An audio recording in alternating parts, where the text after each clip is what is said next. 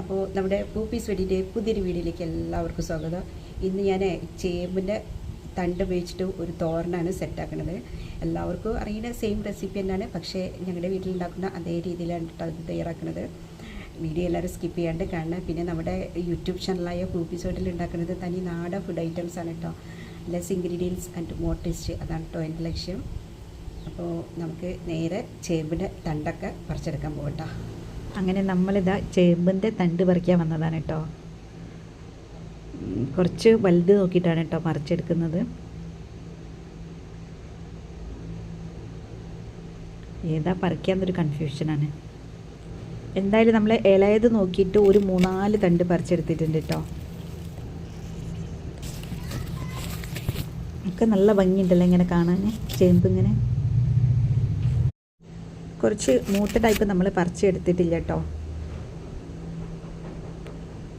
അങ്ങനെ ചേമ്പിൻ്റെ തണ്ടൊക്കെ ഞാൻ കൊണ്ടുവന്നിട്ടുണ്ട്. ആദ്യം നമ്മളൊന്ന് വാഷ് ചെയ്തിട്ടുണ്ട് കേട്ടോ. നമ്മൾ പൊടിയൊക്കെ ഉണ്ടെങ്കിൽ നമുക്ക് ഈ ഇല അങ്ങോട്ട് കട്ട് ചെയ്യാം.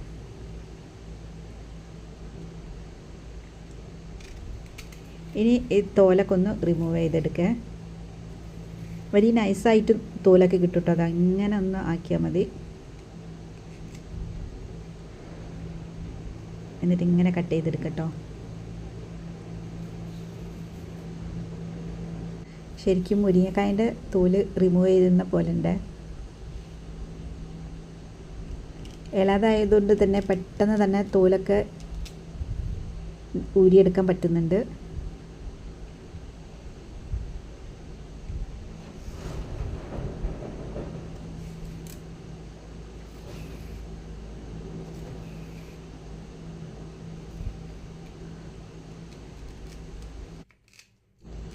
ഇനി നമ്മളിത് മൊത്തത്തിൽ ഇങ്ങനെ ചെയ്തെടുത്തിട്ട് കൊണ്ടുവരാം കേട്ടോ. നമ്മൾ തോല് ഉരിയുന്നതിനനുസരിച്ച് പകുതിയായിട്ട് കട്ട് ചെയ്ത് കൊടുക്കണേ. അങ്ങനെ എല്ലാം ഞാൻ തോലൊക്കെ റിമൂവ് ചെയ്ത് കൊണ്ടുവന്നിട്ടുണ്ട് കേട്ടോ. ഇനി നമുക്കിത് ചെറുതാക്കി അരിഞ്ഞെടുക്കട്ടോ.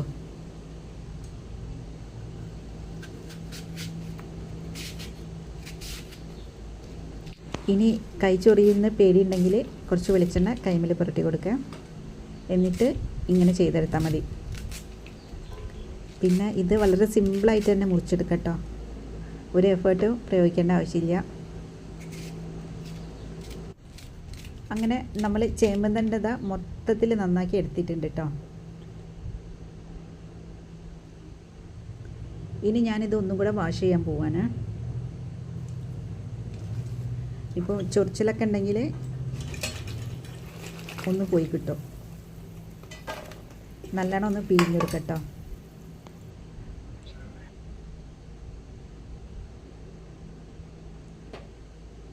അപ്പോൾ നമ്മൾ ചേമ്പും തണ്ടൊക്കെ അരിഞ്ഞ് സെറ്റാക്കിയിട്ടുണ്ട്. ഇനി നമുക്ക് തോരൻ ഉണ്ടാക്കാൻ തുടങ്ങാം.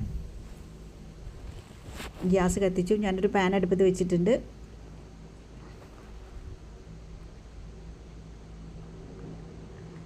ഒരു 2.5 സ്പൂണ് വെളിച്ചെണ്ണ ഞാൻ ഒഴിച്ചു കൊടുത്തിട്ടുണ്ട് കേട്ടോ. കുറച്ച് കടുക് ഇട്ട് കൊടുക്കുക. 1/2 സ്പൂണ്. ഒരു 2 വറ്റൽമുളക് കട്ട് ചെയ്തിട്ട് കൊടുത്തിട്ടുണ്ട്. ഇനി നമ്മൾ കട്ട് ചെയ്ത് വെച്ച ചേമ്പിൻ്റെ തണ്ട് ആഡ് ചെയ്ത് കൊടുക്കുക.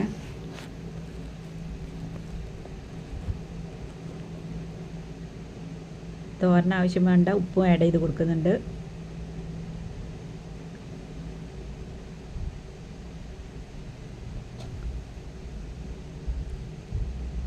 ഇനി നമ്മളിത് നന്നാക്കി മിക്സ് ചെയ്തിട്ട് അടച്ച് വെക്കാണ്ടാണ് കുക്ക് ചെയ്യുന്നത്.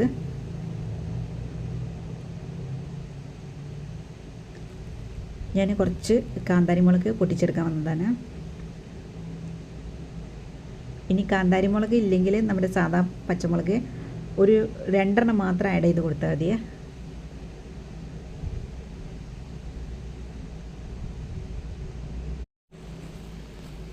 ഇനി നമ്മൾ കുറച്ച് കറിവേപ്പിലിൻ്റെ ഇല പറിച്ചെടുക്കുന്നുണ്ട്. ഇത് പുതിയത് വേറെ ഉണ്ടാക്കിയതാണ് കേട്ടോ. അപ്പോൾ ഇത് പൊട്ടിയ ഭാഗമുണ്ട്. അപ്പോൾ അതാണ് ഞാൻ പൊട്ടിച്ചെടുക്കുന്നത്.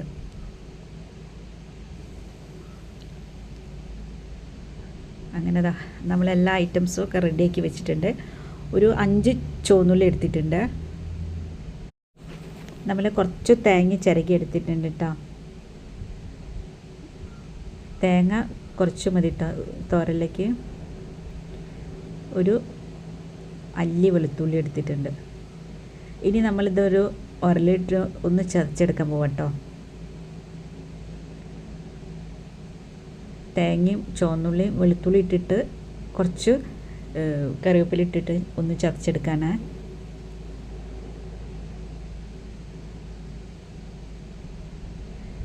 പച്ചമുളക് ഞാൻ സെപ്പറേറ്റ് ആയിട്ടാട്ടോ ചതച്ചെടുക്കുന്നത്.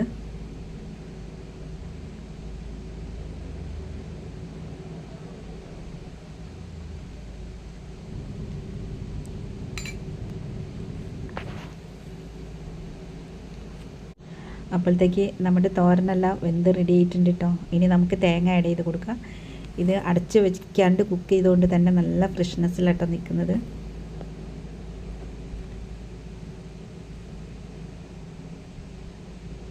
ഇനി പച്ചമുളക് ഞാനിതാ ജസ്റ്റ് ഒന്ന് ചതച്ചിട്ട് മാത്രമേ ഉള്ളൂ കേട്ടോ. അതും കൂടെ ആഡ് ചെയ്ത് കൊടുത്ത് കുറച്ച് കറിവേപ്പിലയും കൂടെ ഇട്ട് കൊടുത്തിട്ടുണ്ട്. ഇനി നമ്മൾ ഇതിൻ്റെ മേലേക്ക് ഒരു 1/2 സ്പൂണ് പച്ച വെളിച്ചെണ്ണയാണ് കേട്ടോ ഒഴിച്ച് കൊടുക്കുന്നത്. പച്ച വെളിച്ചെണ്ണ ഒഴിക്കുമ്പോൾ ഒരു നല്ല ടേസ്റ്റിയാണ് കേട്ടോ.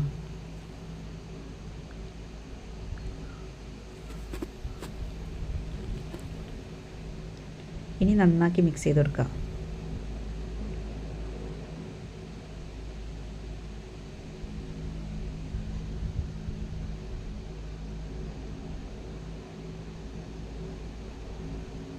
ഇനി നന്നാക്കി ഒന്ന് അമർത്തി വെച്ചിട്ട് ഗ്യാസൊക്കെ ഓഫാക്കി വയ്ക്കാം.